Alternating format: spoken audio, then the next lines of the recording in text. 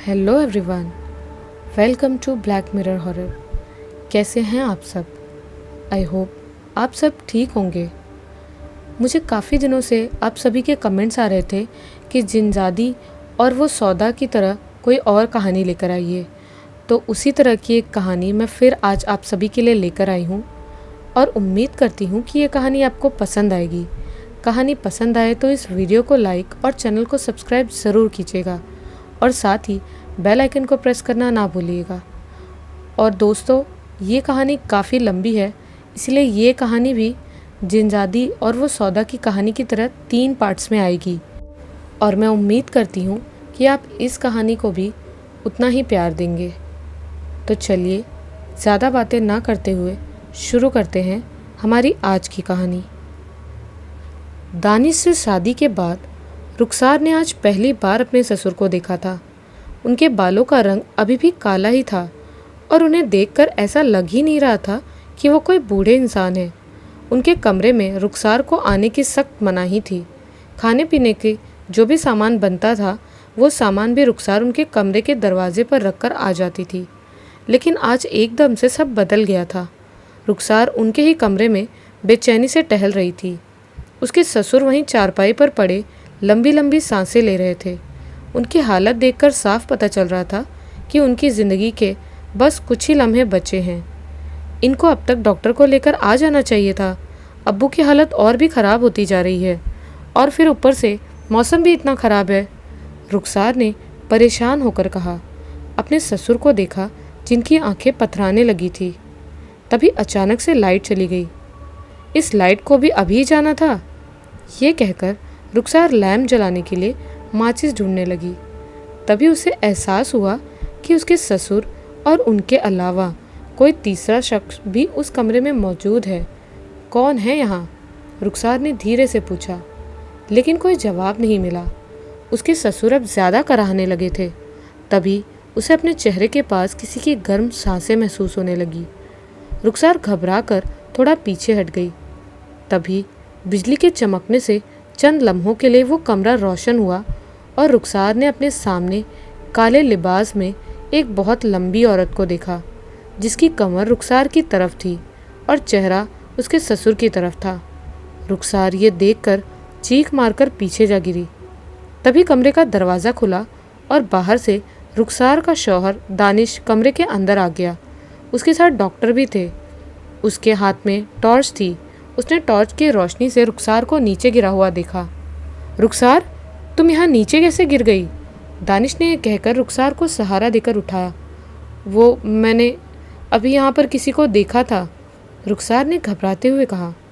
इन सब के लिए अभी वक्त नहीं है, जल्दी से इस कमरे में रोशनी करो, दानिश ने कहा।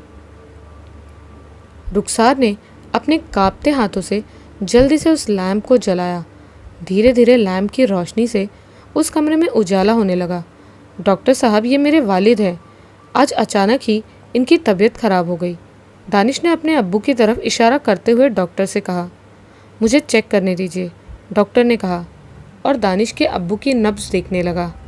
डॉक्टर ने देखा तो उनके हाथ में नब्ज़ नहीं थी और हाथ में एकदम बर्फ़ की तरह ठंडा हो रहा था। मुझे माफ़ कीजिए जनाब, लेकिन अब ये नहीं रहे। इन्हें मरे हुए भी 10-12 घंटे से ज़्यादा हो चुके हैं, डॉक्टर ने कहा। यह आप कैसी बातें कर रहे हैं? जब मैं आपको लेने गया था तब तक ये ज़िंदा थे। ज़रूर आपको कुछ गलतफहमी हुई है, दानिश ने चौंकते हुए कहा। मैं सिर्फ वही बता रहा हूँ जो कि मुझे दिखाई दे रहा है। इनका शरीर बिल्कुल ठंडा पड़ गया है, डॉक्टर ने कहा। दानिश ये सुनकर सदमे में आ गया। हिम्मत से काम लीजिए, डॉक्टर ने दानिश का कंधा थपथपाते हुए कहा। अब मैं चलता हूँ, डॉक्टर ने कहा और वहाँ से चला गया। दानिश और रुखसार एक दूसरे के गले लगकर रोने लगे। हिम्मत कीजिए, ऐसे रोने से काम नहीं चलेगा, रुखसार ने दानिश के आंसू पोंछते हुए कहा। समझ नहीं आता कि अब्बू ऐसे कैसे अचानक से हमें छोड़कर चले गए, दानिश ने कहा। तभी बाहर से कुछ भारी आवाज़ें आने लगी। ऐसा लग रहा था जैसे कोई उनकी हवेली का दरवाज़ा तोड़ना चाहता हो। ये आवाज़ें कैसी आ रही हैं? रुखसार ने पूछा। रुको, मैं देखता हूँ, दानिश ने कहा और हाथ में टॉर्च ले ली। मैं भी आपके साथ चलती हूँ, रुखसार ने कहा। रुखसार, तुम यहीं रुको, दानिश ने कहा। नहीं, मैं यहाँ नहीं रुकूंगी, रुखसार ने थोड़े खौफ के साथ कहा। ठीक है चलो। दोनों सीढ़ियों से नीचे आए। उस दरवाजे पर अब भी आवाज़ें हो रही थी। कौन है बाहर? दानिश ने दरवाजे के पास आकर ऊंची आवाज़ में कहा तो दरवाजे पर होने वाली आवाज़ बिल्कुल शांत हो गई। तभी बिजली भी आ गई और हवेली बिजली के बल्बों से रोशन हो गई।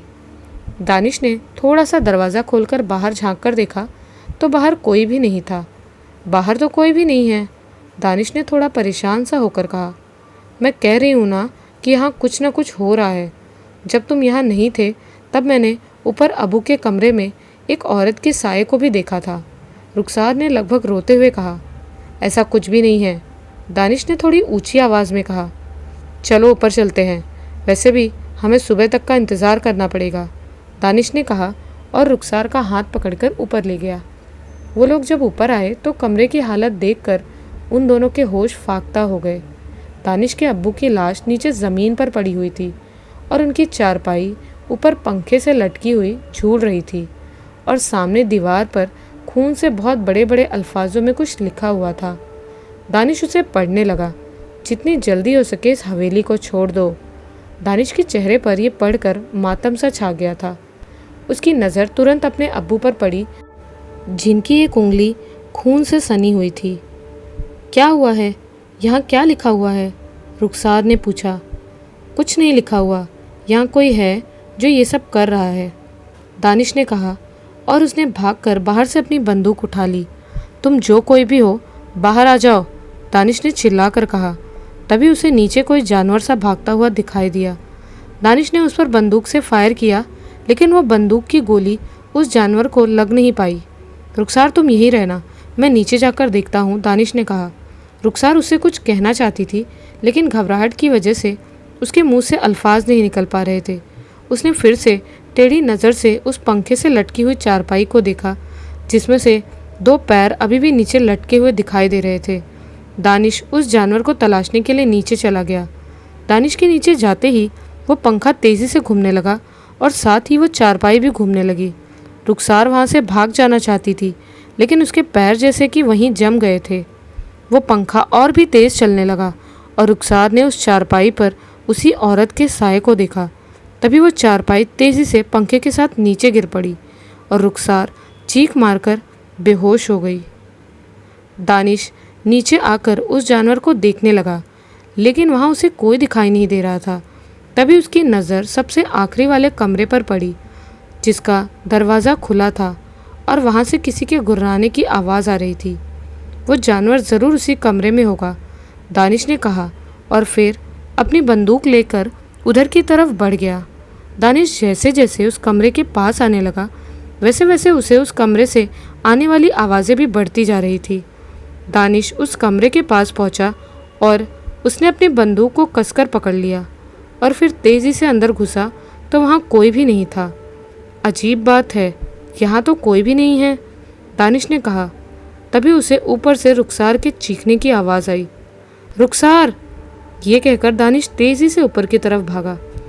उसने ऊपर आकर देखा तो वह रुखसार वहीं उसके अब्बू के कमरे के दरवाजे पर बेहोश पड़ी हुई थी और उसके पास ही वो पंखा और पलंग पड़ा हुआ था। या खुदा, ये सब हमारे साथ क्या हो रहा है, दानिश ने कहा और फिर रुखसार को होश में लाने के लिए अंदर पानी लेने चला गया। अंदर उसके अब्बू अभी भी ऐसे ही पड़े हुए थे।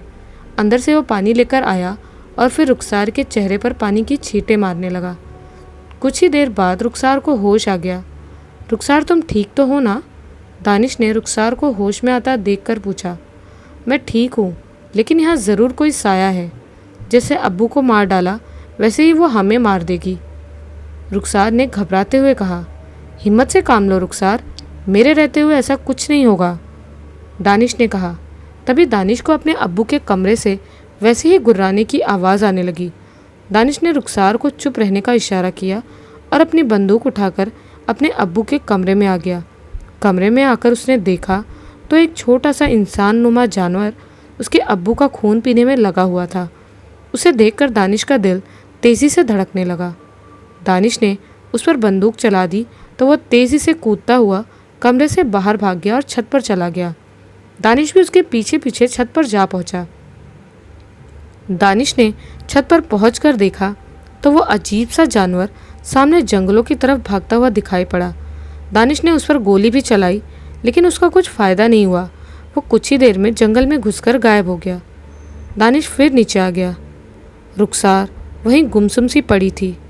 मुझे अब यहाँ एक पल भी नहीं रुकना है। दानिश को देखते ही रुखसार ने कहा, कल पहले अब्बू को सुपुर्दे खाक कर दे, उसके बाद हम इस हवेली को हमेशा के लिए छोड़ देंगे। दानिश ने कहा, चलो अब अंदर चलकर अब्बू को देखते हैं। दानिश ने कहा और फिर रुखसार के साथ अपने अब्बू के कमरे में आ गया। उसके अब्बू का शरीर जर्द पड़ा हुआ था। उस जानवर ने उनका पूरा खून निचोड़ लिया था। पता नहीं वो जानवर यहाँ पर कहाँ से आ गया, दानिश ने कहा और फिर अपने अब्बू के बेजान जिस्म को रुखसार की मदद से बिस्तर पर रख दिया। बाहर फिर से तेज़ तूफान शुरू हो गया था। दानिश ने उस कमरे की सभी खिड़कियाँ और दरवाजे को अच्छे से बंद कर दिया और फिर बंदूक लेकर दरवाजे के सहारे ही बैठ गया। रुखसार भी दानिश से सिमट कर बैठ गई। बाहर तूफान बहुत तेज़ था। ऐसा लगता था कि जैसे हवेली के सारे खिड़की और दरवाजे टूटने वाले हो। फिर पता नहीं कब दानिश और रुखसार को नींद आ गई। सुबह को दानिश की नींद खुली तो सब कुछ बिल्कुल सामान्य नज़र आ रहा था। वो उठा तो उसने देखा कि रुखसार अभी भी गहरी नींद में थी। दानिश की नज़र फिर अपने अब्बू के बिस्तर पर पड़ी तो वह बिल्कुल खाली था। दानिश ने कमरे में सब तरफ देखा तो उसने देखा कि उसके अब्बू का बेजान जिस्म खिड़की से लगा हुआ खड़ा था। दानिश अपने अब्बू के पास आया तो देखा उसके अब्बू की आंखें बिल्कुल फैल गई थी और उनकी नज़रें वहीं सामने जंगल की तरफ थी। अब्बू, अब्बू! दानिश ने अपने अब्बू को हाथ लगाया तो उसके अब्बू का बेजान जिस्म एकदम से नीचे गिर पड़ा। उनका चेहरा इतना भयानक हो रखा था कि दानिश से नहीं देखा जा रहा था। और फिर दानिश ने पास से चादर उठाकर अपने अब्बू के जिस्म पर डाल दी। पता नहीं ये सब क्या हो रहा है, दानिश ने थोड़ा घबराते हुए कहा। उसने फिर रुखसार को नींद से उठाया। रुखसार उठो, मैं ज़रा मस्जिद जाकर आता हूँ। एक बार अब्बू के लिए ऐलान करवा देता हूँ, फिर सब आ जाएंगे और फिर हम इस हवेली को छोड़कर यहाँ से दूर चले जाएंगे। दानिश ने कहा, लेकिन मैं यहाँ अकेले ऐसे नहीं रह पाऊँगी, मुझे बहुत डर लग रहा है। रुखसार ने थोड़ा घबराते हुए कहा, ठीक है, तुम इतना हवेली के बाहर खड़ी रहकर मेरा इंतज़ार करो, मैं बस अभी आता हूँ, दानिश ने कहा और वहाँ से तेज़ी से निकल गया। दानिश मस्जिद में ऐलान करवाकर वापस आ गया, लेकिन बहुत देर तक इंतज़ार करवाने के बाद भी उस गांव से वहाँ कोई भी नहीं आया। मुझे नहीं लगता है कि कोई आएगा। वैसे भी यह हवेली और इस हवेली में रहने वाले लोगों से बाकी के गांव के लोग पता नहीं क्यों दहशत खाते हैं, दानिश ने थोड़ी मायूसी से कहा। उसके बाद उसने खुद ही सारी तैयारी करी और हवेली के पीछे पड़ी ज़मीन पर अपने अब्बू को सुपुर्दे खाक कर दिया। दानिश वहाँ से वापस हवेली में आ गया। रुखसार वहीं हवेली के दरवाजे के पास सिमटी हुई बैठी थी। रुखसार, जो भी सामान ले जाना है उस सामान को बांध लो, हम कल जल्दी ही इस हवेली को छोड़ देंगे, दानिश ने रुखसार से कहा। रुखसार ने सामान समेटना शुरू कर दिया। उधर दानिश ने भी सब तैयारी कर ली थी। उसने अपनी हवेली में मौजूद पुरानी बग्गी निकालकर तैयार कर ली थी और साथ ही एक घोड़ा तैयार कर लिया था। इन सब में ही शाम होने को आ गई थी। दानिश वापस रुखसार के पास आ गया। अब जाना ठीक नहीं रहेगा, ऐसा करते हैं कि ये रात इसी हवेली में काट लेते हैं, दानिश ने कहा। ठीक है, मैं कुछ खाने के लिए बना लेती हूँ, रुखसार ने कहा। शाम होने से पहले ही दोनों एक कमरे में आकर बैठ गए। दानिश ने अपनी बंदूक वहीं अपने पास रख ली। चाहे जो हो जाए, आप इस कमरे से बाहर नहीं जाएंगे, रुखसार ने दानिश से कहा। हाँ, मैं कहीं नहीं जाऊँगा, दानिश ने कहा। शाम होते ही जंगलों में से आने वाली गीदड़ों की आवाज़ें तेज़ होने लगी। रुखसार और दानिश दोनों उस कमरे के कोने में दुबके हुए बैठे थे। किसी भी आहट को सुनकर दोनों के कान एकदम से खड़े हो जाते थे। लेकिन कुछ देर बाद दोनों की पलकें भारी होने लगी। रुखसार पहले ही सो चुकी थी। दानिश ने जगाने की बहुत कोशिश की, लेकिन कुछ देर बाद वो भी गहरी नींद में सो गया। आधी रात में अचानक से हवा के एक तेज़ झोंके से उनके कमरे की खिड़की का जंगला एक ही झटके में टूटकर जा पड़ा। उसकी तेज़ आवाज़ से दानिश और रुखसार चौंक कर नींद से हड़बड़ाकर उठ गए। ये आवाज़ कैसी थी? रुखसार ने घबराकर पूछा। शायद बाहर बहुत ज़ोरों का तूफान आ रहा है, इसी वजह से खिड़की का जंगला टूट गया है, दानिश ने कहा। जो भी है, लेकिन मुझे बहुत ज़्यादा खौफ महसूस हो रहा है, रुखसार ने सिकुड़ते हुए कहा। घबराओ मत, कुछ नहीं होगा, दानिश ने उसे दिलासा देते हुए कहा, लेकिन वो खुद भी बहुत ज़्यादा घबराया हुआ था। तभी अचानक लाइट चली गई और फिर सब जगह अंधेरा छा गया। कमरे के अंदर से फिर से वही गुर्राने की आवाज़ें आने लगी। रुखसार जल्दी से यहाँ रोशनी करो, दानिश ने घबराते हुए कहा। रुखसार ने जैसे तैसे लैम्प जलाया। दानिश ने उस लैम्प की रोशनी में देखा तो वही इंसाननुमा जानवर उसी टूटी हुई खिड़की पर बैठा हुआ दानिश और रुखसार को घूर रहा था।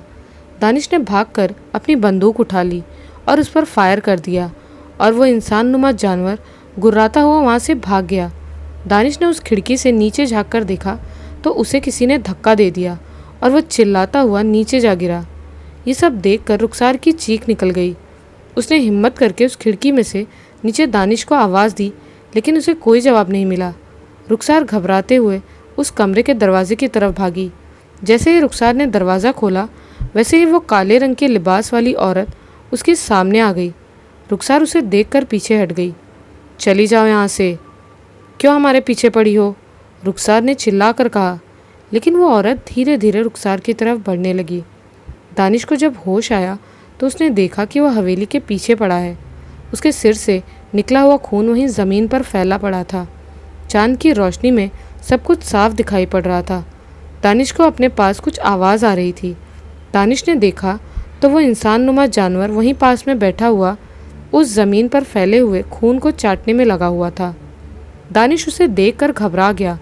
वो पीछे हटा तो उसके हाथ में उसकी बंदूक आ गई। दानिश ने वो बंदूक उठाई और उस इंसाननुमा जानवर पर फायर कर दिया। उस इंसाननुमा जानवर ने एक तेज़ डकार ली और वहीं पर ढेर हो गया। उस तेज़ डकार को सुनकर हवेली के अंदर उस औरत के पैर वहीं पर ठिठक गए। वो तेज़ी से चिल्लाई और वहाँ से गायब हो गई। उसके गायब होते ही रुखसार वहाँ से तेज़ी से नीचे की ओर बढ़ गई। उस इंसाननुमा जानवर के मरने के साथ ही दानिश वहाँ से उठ गया और फिर चुपचाप हवेली की तरफ दौड़ पड़ा। उसे पीछे से किसी के रोने की आवाज़ आ रही थी जो कि पूरी जगह गूंज रही थी। दानिश हवेली के पास पहुँचा तो उसे दरवाजे पर ही रुखसार मिल गई। रुखसार, चलो यहाँ से, अब हम यहाँ और नहीं रुकेंगे, दानिश ने कहा और फिर रुखसार को लेकर उस बग्गी में सवार होकर उस हवेली से निकल गया। वो रोने की आवाज़ पूरी जगह गूंज रही थी और एक अजीब सा खौफ पैदा कर रही थी। ये रोने की आवाज़ कैसी है, रुखसार ने पूछा। नहीं जानता, लेकिन कोई था जिसे मैंने अपनी बंदूक के ज़रिए मार दिया है, दानिश ने कहा।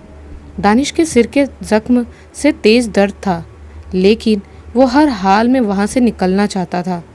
इसीलिए उसने रुखसार को भी अपनी चोट के बारे में नहीं बताया। थोड़ी ही देर बाद गांव पार हो गया और अब जंगल का इलाका शुरू हो गया था। फिज़ा में एक अजीब सी खामोशी छाई हुई थी। तभी कुछ दूर जाकर बग्गी अचानक से रुक गई और उसमें बंधा घोड़ा तेज़ी से हिनहिनाने लगा। दानिश ने देखा तो जंगल में दोनों तरफ कुछ चमकीली आंखें उन्हें ही घूर रही थी। रुखसार, तुम यहीं रहना, मैं देखता हूँ, ये कहकर दानिश बग्गी से उतरकर देखने लगा। रुखसार को बग्गी के पीछे कुछ सरसराहट सी महसूस हुई तो उसने पीछे पलट कर देखा तो पीछे सड़क पर एक धुंधला सा साया धीरे धीरे उनकी बग्गी की तरफ बढ़ रहा था। रुखसार उसे गौर से देखने लगी। इतने में ही वो साया तेज़ी से रुखसार के पास आ गया और रुखसार ने देखा कि वो साया वही लंबी औरत थी और उसके हाथ में वही इंसाननुमा जानवर की लाश थी। उसने बग्गी के पास आकर रोना शुरू कर दिया और रुखसार दहशत की वजह से बग्गी से नीचे जा गिरी और वहीं पर बेहोश हो गई। उस रोने की आवाज़ से घोड़ा भी बिदक गया और उसने अपने आगे के दोनों पैर उठाकर दानिश के सीने पर मार दिए। दानिश एक चीख मारकर वहीं पर गिरकर तड़पने लगा और वह घोड़ा वहाँ से अपनी रस्सी तुड़ाकर भाग खड़ा हुआ। दानिश की चीख पूरी फिज़ा में गूंज गई और फिर थोड़ी देर बाद वो चमकीली आंखों वाले इंसाननुमा जानवर पास के जंगल से निकलकर दानिश के चारों तरफ इकट्ठा हो गए। उस औरत के रोने की आवाज़ अब भी फिज़ा में गूंज रही थी। नासिर की तबीयत ठीक नहीं थी तो फैक्ट्री से जल्दी निकल गया था और पैदल पैदल ही फैक्ट्री से अपने घर लौट रहा था। नासिर जब अपने घर के करीब आया तभी उसकी नज़र अपनी बीवी अमीना पर पड़ी, जो पड़ोस में रहने वाले रईस की बीवी से लड़ने में मशरूफ़ थी। नासिर भी वहाँ पहुँच गया और अपनी बीवी की तरफ से लड़ने लगा। अरे नासिर मियाँ, तुम भी अजीब आदमी हो, बिना पूरी बात सुने अपनी बीवी की हिमायत करने लगे। नासिर के पड़ोसी रईस ने गुस्से में कहा, अरे तू अपनी बीवी को संभाल ले, देख कैसी ज़बान चलाई जा रही है। नासिर ने भड़कते हुए कहा, आप अंदर जाइए, ये लोग तो बहुत ही बेतमीज़ है, पता नहीं कहाँ से यहाँ बसने आ गए। रईस की बीवी ने कहा, तूने बेतमीज़ किसे बोला? तू होगी बेतमीज़ और तेरा पूरा ख़ानदान होगा। अमीना भी रईस की बीवी पर चढ़ पड़ी थी। बाकी मोहल्ले के लोग भी ये तमाशा देखने में लगे हुए थे। अमीना अपने घर के अंदर से झाड़ू ले आई। रईस की बीवी ने ये सब देखा तो मोहल्ले के लोगों के सामने आ गई। आप लोग देख लीजिए, इन लोगों की ही गलती है, फिर भी गुंडागर्दी कर रहे हैं। रईस और उसकी बीवी ने मोहल्ले के लोगों से कहा। उन लोगों की भीड़ में से 2-4 बुजुर्ग लोग सामने आ गए। भाई पहले ये बताओ कि झगड़ा किस बात का है? एक बुजुर्ग ने पूछा। मैं नल से पानी भर रही थी और मैं जैसे ही पानी लेकर चली तो यह अमीना मुझसे टकरा गई और मेरा सारा पानी बिखर गया और उसके बाद ये मुझसे ही लड़ने लगी। रईस की बीवी ने कहा, अच्छा, और जो तुझसे टकरा कर मैं नीचे गिर गई उसका क्या? अमीना ने पूछा। तो बहन, टकराई तो तुम ही थी मुझसे, मैं थोड़ी ना टकराई थी, और मेरे ही पानी की भरी हुई बाल्टी गिरी तो लड़ना तो मुझे चाहिए। रईस की बीवी ने कहा, बस बहुत हो गया, तू बिना झाड़ू खाए बाज नहीं आएगी। ये कहकर अमीना उसके पीछे दौड़ी तो मोहल्ले के 2-4 लोग और सामने आ गए। नासिर, तुम्हारा और तुम्हारी बीवी का रोज़ का यही तमाशा है, आए दिन झगड़ा करते रहते हो। तुम लोग बिल्कुल भी इस मोहल्ले में रहने के लायक नहीं हो, सब परेशान है तुमसे, उन लोगों ने कहा। हाँ, आप लोग सही कह रहे हैं, 6 महीने से घर का किराया भी नहीं दिया है और दिमाग देखो। नासिर का मकान मालिक भी वहाँ आकर बड़बड़ाने लगा। अरे तुम लोगों को क्या पता कि हम लोग कितने बड़े रईस हैं। गांव में मेरे अब्बू की एक बहुत बड़ी हवेली है, वो तो ज़रा मैं शहर में रहना चाहता था इसीलिए यहाँ हूँ, नहीं तो जब मैं घोड़े पर सवार होकर यहाँ आता तो तुम सभी लोग मुझे सलाम ठोकते। नासिर ने सीना चौड़ा करते हुए कहा। हाँ हाँ, बस ज़्यादा बातें मत बनाओ, हम लोगों को अच्छे से पता है कि तुम लोग कौन हो, मोहल्ले वालों ने कहा। नासिर और उसकी बीवी अमीना ने जब देखा कि मोहल्ले वाले लोग भारी पड़ने लगे हैं तो फिर थोड़ा चुप हो गए। तुम सभी लोग कहते हो तो इस बार हम रईस और उसकी बीवी को माफ़ कर देते हैं, नासिर ने कहा, और फिर वो दोनों धीरे से वहाँ से खिसक गए। उसके बाद वो मोहल्ले वाले भी एक एक करके वहाँ से हट गए। ये मोहल्ले वाले ना आते तो इस बार उसे अच्छा सबक सिखा देती, अमीना ने दांत भींचते हुए कहा। हाँ ये तो है, वैसे सबा और आदिबा कहाँ है? नासिर ने पूछा। सब्जी लेने गई हैं, अमीना ने कहा। सबा आदिबा के साथ बाजार सब्जी लेने जा रही थी। सबा और आदिबा दोनों जुड़वा बहनें थी, लेकिन सबा आदिबा से 1 मिनट पहले पैदा हुई थी, इसीलिए वो हमेशा आदिबा पर अपनी बड़ी बहन होने का रौब जमाती थी। आदिबा कुछ दब्बू किस्म की थी। जब दोनों बाजार पहुँचे तो वहाँ सबा की नज़र चूड़ियों पर पड़ी। आदिबा, देखो ये चूड़ियाँ कितनी प्यारी है ना? सबा ने आदिबा को चूड़ियाँ दिखाते हुए कहा। हाँ सबा, ये तो बहुत ही प्यारी हैं। आदिबा ने भी उन चूड़ियों को हाथ में लेकर कहा। आदिबा, तुझसे कितनी बार कहा होगा कि मैं तुझसे बड़ी हूँ, पूरे 1 मिनट बड़ी, तो तू मुझे हमेशा बाजी कहा कर। सबा ने कहा। ठीक है, मैं तुम्हें अब से बाजी ही कहूँगी, अब तो ठीक है ना? आदिबा ने एक हल्की सी मुस्कुराहट के साथ कहा। हाँ अब ठीक है, क्यों ना ये चूड़ियाँ ले ले, बहुत अच्छी लगेंगी, सबा ने कहा। लेकिन हमारे पास इतने पैसे तो हैं ही नहीं, आदिबा ने सबा के चेहरे को देखते हुए पूछा। तू सब मुझ पर छोड़ दे, सबा ने कहा, और वो चूड़ियाँ खरीद ली। अधिकतर पैसे तो चूड़ियों में ही खर्च हो गए, अब घर के लिए सब्जी कैसे खरीदे? आदिबा ने परेशान होकर पूछा। चल मेरे साथ, ये कहकर सबा आदिबा का हाथ पकड़कर अपने साथ ले गई। दोनों सब्जी के ठेले पर पहुंच गए। ये लौकी कितने की है? सबा ने पूछा। 2 रुपए किलो, सब्जी वाले ने जवाब दिया। सबा ने देखा तो उसके पास बस 2 चवन्नी ही बची थी। ऐसा करो कि आधा किलो लौकी तौल दो, सबा ने कहा। तो सब्जी वाला लौकी तौलने लगा। सबा ने उसे पैसे दिए और लौकी ले ली। अम्मी ने तो 1 किलो लौकी के पैसे दिए थे, अब तो अम्मी बहुत नाराज़ होंगी, आदिबा ने घबराते हुए कहा। तू घबरा मत, बस जो भी मैं घर पर कहूँ उसी में हाँ करती रहना, सबा ने समझाते हुए कहा। दोनों फिर घर आ गए। अम्मी, ये लो लौकी, बस आधा किलो ही मिल पाई है। आज तो पूरे 4 रुपए किलो लौकी मिल रही है। सबा ने झूठ बोलते हुए कहा। 4 रुपए किलो? हाय अल्लाह, पूरी लूट मचा रखी है। तू मेरे साथ उस सब्जी वाले के पास चल, मैं पूछूंगी कि इतना पैसा खाकर क्या करेगा। अमीना ने भड़कते हुए कहा और फिर सबा का हाथ पकड़कर बाहर जाने लगी। अम्मी, बहुत वक्त हो गया है, अब तो वो चला भी गया होगा। सबा ने अपनी अम्मी को टालने की कोशिश की। बिल्कुल नहीं, पहले उस सब्जी वाले के पास जाएंगे। ये कहकर अमीना सबा के साथ जैसे ही बाहर आई वैसे ही बाहर डाकिया आकर रुका। ये नासिर साहब के नाम से चिट्ठी आई है, डाकिये ने कहा। डाकिये की आवाज़ सुनकर नासिर भी बाहर आ गया। चिट्ठी मेरे नाम की? मुझे कौन चिट्ठी लिखेगा? नासिर ने हैरानी से पूछा और फिर वो चिट्ठी आदिबा के हाथ में दे दी। ज़रा पढ़कर बताना कि किसकी चिट्ठी है, नासिर ने पूछा। आदिबा ने वो चिट्ठी पढ़ी। अब्बा, गांव से चिट्ठी आई है। दादा, अब्बा और चाचा दोनों ही नहीं रहे। ये कहकर आदिबा की आंखों में आंसू आ गए। ओह मेरे खुदा, ये सब क्या हो गया है? नासिर ने गमज़दा होते हुए कहा। सब अफसोस जताने लगे। सामान बांध लो, हम सब कल ही हमेशा के लिए गांव जा रहे हैं। वैसे भी अब उस हमारी हवेली को देखने वाला कोई नहीं बचा है, नासिर ने अमीना से कहा। अगली सवेरे नासिर अपने पूरे परिवार के साथ गांव के लिए निकल गया। गांव के बाहर ही 2-3 टांगे वाले खड़े थे, लेकिन हवेली का नाम सुनकर कोई भी वहां तैयार नहीं हुआ। अरे भाई, हवेली जाने में तुम्हें क्या दिक्कत है? नासिर ने गुस्से में कहा। जनाब, हम में से कोई भी उस हवेली पर नहीं जाएगा। हमें तो छोड़ो, बाकी और कोई भी वहां जाने के लिए राज़ी नहीं होगा, उस तांगे वाले ने कहा। तुम तो ऐसे बात कर रहे हो जैसे वहाँ कोई जिन रहता हो, नासिर ने कहा। हाँ, वहाँ जिन ही रहते हैं, उस तांगे वाले ने कहा। नासिर ने उन्हें घूर कर देखा।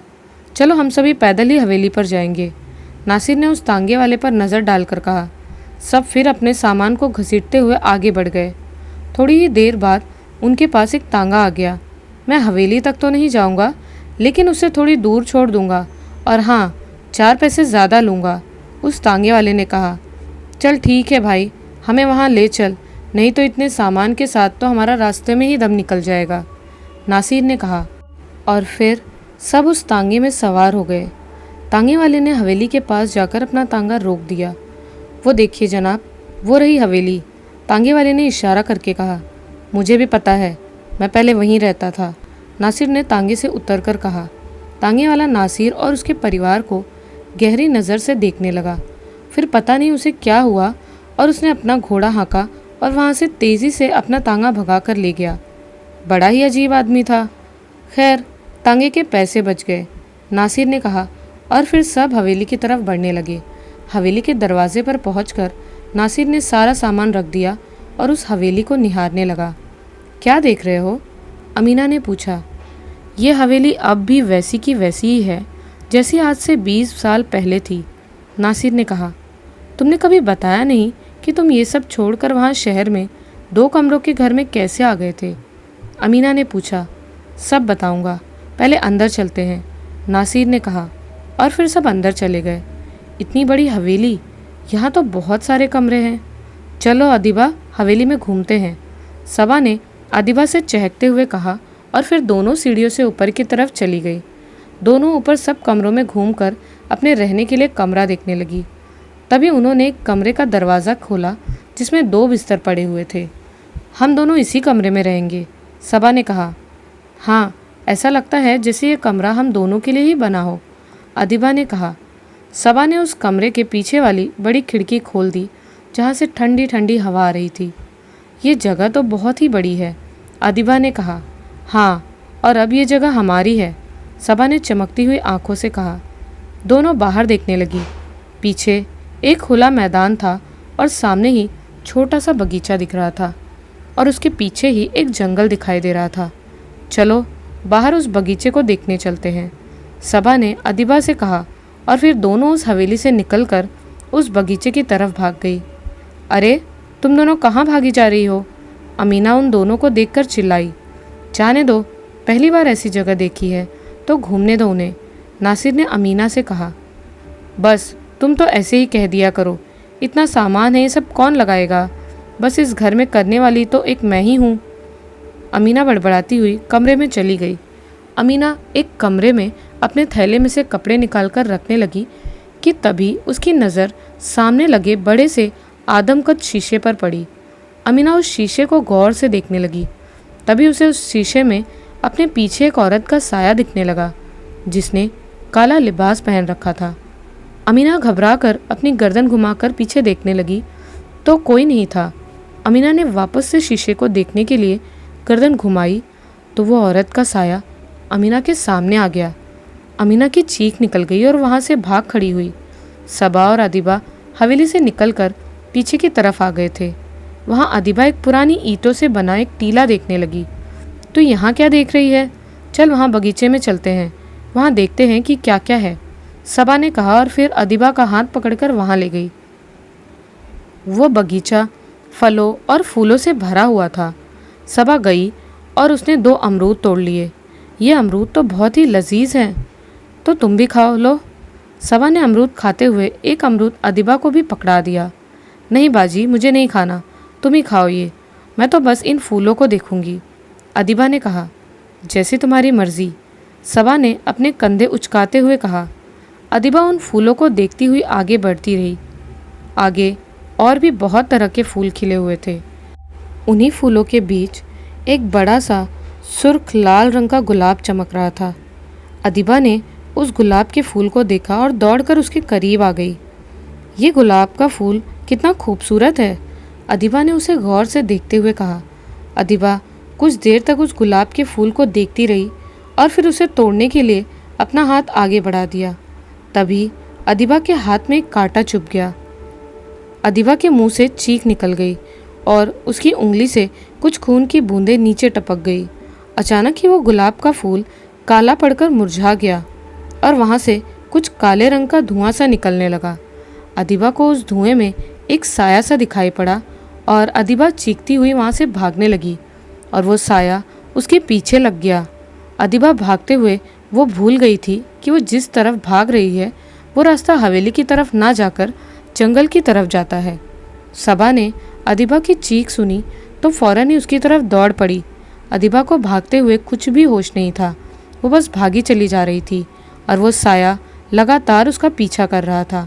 भागते भागते अचानक अदिबा किसी शख्स से टकरा गई और उस शख्स को देखते ही अदिबा के पीछे लगा साया एक तरफ मुड़कर गायब हो गया। अदिबा ने उस शख्स पर एक नज़र डाली। शुक्रिया, अदिबा बस इतना ही कह पाई और बेहोश हो गई। अमीना चिल्लाते हुए नीचे भागती हुई आई और लड़खड़ा कर बस गिरने ही वाली थी कि उससे पहले ही नासिर ने अमीना को थाम लिया। क्या हुआ, क्यों चिल्ला रही हो? नासिर ने अमीना को गुस्से से देखते हुए पूछा। वो ऊपर कोई औरत है, अमीना ने घबराते हुए कहा। यहाँ हम लोगों के अलावा और कौन होगा? चलो मेरे साथ, ऊपर चलो। नासिर ने अमीना का हाथ पकड़कर ऊपर ले जाने को हुआ। नहीं, मैं नहीं जाऊँगी, मुझे यहीं छोड़ दो, अमीना ने अपना हाथ छुड़वाते हुए कहा। अब चलो भी, नासिर ने अमीना से कहा और फिर अमीना को ज़बरदस्ती ऊपर ले गया। ऊपर कमरे में कोई भी नहीं था। लो देखो, यहाँ पर कुछ है, बताओ, तुम्हें भी अजीब वहम हो रहे हैं, नासिर ने अमीना को झिड़कते हुए कहा। अमीना अभी भी घबराई हुई सब तरफ देख रही थी। मैंने इसी शीशे में उस औरत के साये को देखा था, अमीना ने उस आदमकद शीशे की तरफ इशारा करके कहा। नासिर ने कुछ देर तक उस शीशे को गौर से ताकता रहा। तुम्हें उस शीशे से डर लग रहा है तो मैं इस शीशे को ही इस कमरे से हटा देता हूँ। ये कहकर नासिर उस शीशे की तरफ बढ़ गया, लेकिन लाख कोशिश करने के बावजूद नासिर उस शीशे को हिला भी नहीं पाया। तुम वहाँ खड़ी क्या कर रही हो? ज़रा आओ, मेरी मदद करवाओ, नासिर ने अमीना से कहा। तो अमीना भी नासिर की मदद करवाने लगी, लेकिन उसका कोई भी फ़ायदा नहीं हुआ। किसी मज़दूर को लगवा कर बाद में हटवा दूंगा, नासिर ने हाफते हुए कहा। ज़रा जल्दी ही हटवा देना, मेरा दिल बैठ रहा है इस शीशे को देखकर, अमीना ने कहा।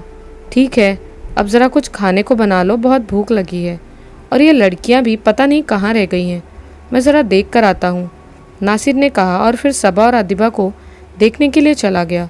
नासिर हवेली से निकलकर उस बगीचे की तरफ आया तो ईंटों के टीले को देखकर घबरा गया। ओह मेरे खुदा, ये हकीकत नहीं हो सकता, नासिर ने खुद से कहा। उसके चेहरे पर खौफ साफ दिखने लगा था। वो फिर तेज़ी से सबा और अदीबा को आवाज़ देता हुआ उस बाग की तरफ बढ़ गया। नासिर जब आगे पहुंचा तो उसे फूल दिखाई दिए जो कि मुरझाकर काले पड़ चुके थे। ये सब तो खत्म हो गया था और दोबारा से ये सब शुरू नहीं हो सकता, नासिर ने कहा, और फिर सबा और अदीबा को आवाज़ देते हुए आगे उस जंगल में घुस गया। सबा अदीबा को तलाशती हुई उस जंगल तक जा पहुंची, लेकिन अदीबा उसे कहीं भी नज़र नहीं आ रही थी। अदीबा, सबा ने अदीबा को आवाज़ दी, लेकिन उसे कोई जवाब नहीं मिला। अदीबा, कहाँ हो तुम? सबा ने परेशान होकर कहा। तभी सबा को एक आवाज़ सुनाई दी, तुम्हारी बहन अदीबा यहाँ है। सबा ने पलट कर देखा तो अदीबा वहीं घास पर लेटी हुई थी।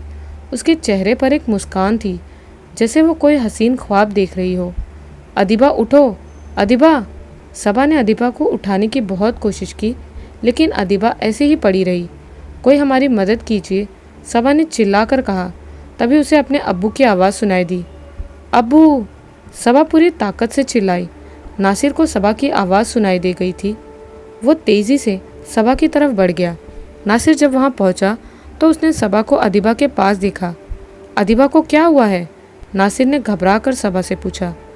पता नहीं अब्बा, मुझे बस अदीबा की चीख सुनाई पड़ी थी बस, और उसके बाद जब मैं यहाँ आई तो अदीबा मुझे ऐसे बेहोश मिली, सबा ने कहा।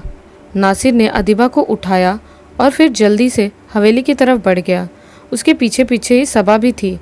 नासिर अदीबा को हवेली में ले आया। अमीना ने जब अदीबा को देखा तो सब कुछ छोड़कर वो अदीबा को देखने के लिए आ गई। नासिर ने अदीबा को पलंग पर लेटा दिया। अदीबा को क्या हुआ है? अमीना ने घबरा कर पूछा। पता नहीं, सबा को ये जंगल में बेहोश पड़ी मिली थी, नासिर ने कहा। अमीना अदीबा के पास आ गई। पता नहीं क्या हुआ है मेरी बच्ची को, अमीना ने अदीबा के सिर पर हाथ फेरते हुए कहा। अदीबा का माथा गर्म तवे जैसा पक रहा था। ज़रा देखो अदीबा का जिस्म कितना गर्म हो रखा है। अब किसी डॉक्टर को क्यों नहीं बुलाते हैं? अमीना ने परेशान होकर कहा। अभी नहीं, पहले तुम अदीबा के माथे पर ठंडे पानी की पट्टी रखो, नासिर ने अमीना से कहा। सबा, तुम जल्दी से अगरबत्ती उठा लाओ और उन्हें जलाकर अदीबा के पलंग के चारों तरफ लगा दो, नासिर ने कहा। तो अमीना और सबा जल्दी से वहाँ से चली गई। नासिर अदीबा के पास ही बैठा रहा। थोड़ी देर में अमीना और सबा आ गए। सबा ने तुरंत अदीबा के पलंग के चारों कोनों पर अगरबत्ती जला दी और अमीना ने अदीबा के माथे पर ठंडे पानी की पट्टी रखनी शुरू कर दी। कुछ ही देर में अदीबा का बुखार टूट गया और वो होश में आ गई। पानी, अदीबा ने धीरे से कहा। सबा ने जल्दी से पानी का गिलास अदीबा को दिया, जिसे अदीबा ने जल्दी से पी लिया। मैं यहाँ कैसे आई? अदीबा ने पूछा। तुम हमें जंगल में बेहोश मिली थी, नासिर ने कहा। जंगल में? लेकिन मैं तो उस फूलों के बगीचे में थी, अदीबा ने हैरानी से कहा। तुम्हें कुछ याद है कि तुम कैसे बेहोश हुई थी? सबा ने पूछा। नहीं, मुझे कुछ भी याद नहीं है, अदीबा ने कहा। ठीक है अदीबा, अब तुम आराम करो। सबा, तुम अपनी बहन का ख्याल रखना, नासिर ने कहा और अमीना को इशारा करके बाहर ले आया। अदीबा के ठीक होते ही हम ये हवेली छोड़ देंगे, नासिर ने बाहर आकर अमीना से कहा। हवेली छोड़ देंगे? लेकिन क्यों? अमीना ने चौंक कर पूछा। मैं तुमसे हवेली छोड़ने को कह रहा हूँ तो ज़रूर इसके पीछे कोई ना कोई वजह तो होगी, नासिर ने जवाब दिया। पहले तुम हम सबको हवेली में लेकर आए और अब खुद ही हमें इस हवेली से वापस ले जाना चाहते हो। आखिर ये सब माजरा क्या है? अमीना ने गुस्से में पूछा। पहले मुझे ये पता था कि सब खत्म हो चुका है, लेकिन कुछ भी खत्म नहीं हुआ है, नासिर ने मायूसी से कहा। मुझे तो तुम्हारी कोई भी बात समझ नहीं आ रही है, मुझे पूरी बात जाननी है। ये पहेलियों में बातें मत करो मुझसे, अमीना पूरी तरह से भड़क गई थी। तुम्हें पूरी बात जाननी है ना, तो चलो मेरे साथ, आओ। ये कहकर नासिर अमीना का हाथ पकड़कर हवेली की दूसरी तरफ ले गया। तो क्या था उस हवेली का राज? ऐसा क्या था उस हवेली में जो वहाँ जाने वाला हर कोई वहाँ से वापस भागने की सोचता था? या अगर गलती से कोई वहाँ रह जाता तो वो अपनी जान से हाथ धो बैठता? ये जानेंगे हम इस कहानी के अगले भाग में। यहाँ तक आपको कहानी कैसी लगी हमें कमेंट्स में ज़रूर बताइएगा। मिलती हूँ इस कहानी के अगले भाग में। तब तक के लिए बाय एंड टेक केयर।